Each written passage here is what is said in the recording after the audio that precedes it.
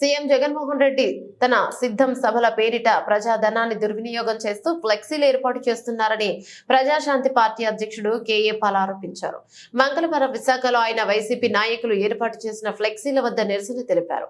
పేదలకు సంబంధించి పథకాలు అమలు చేయడానికి డబ్బులు లేవంటూ ప్రచారానికి మాత్రం కోట్లాది రూపాయల నిధులు ఖర్చు చేస్తున్నారని ఆరోపించారు.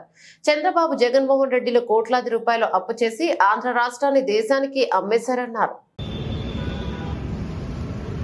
చూసారా, నేను సిద్ధం అని జగన్మోహన్ రెడ్డి గారు 1000 కోట్లు ఖర్చు పెట్టారట.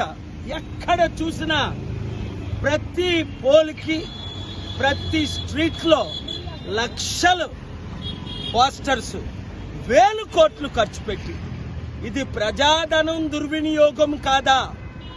నిరుపేదలకు ఇవ్వడానికి డబ్బులు లేవు, మహిళలకు ఇవ్వడానికి డబ్బులు లేవు, అంగన్వాడీ వాళ్ళకి ఇవ్వడానికి డబ్బులు లేవు, టీచర్స్కి ఇవ్వడానికి డబ్బులు లేవు, శాలరీలు టైంకి ఇవ్వడానికి డబ్బులు లేవు, రోడ్లు వేయడానికి డబ్బులు లేవు, అభివృద్ధి చేయడానికి డబ్బులు లేవు.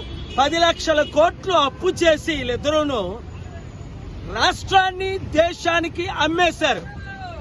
పాలన రావాలి, పాలన మారాలి, చిత్తుగా మోదీ తొత్తుల్ని ఓడించాలి అంటే 7569441275 ప్రతి ఒక్కరికి ఈ వీడియో షేర్ చేయండి, మీడియా ద్వారా, సోషల్ మీడియా ద్వారా. Thank you very much.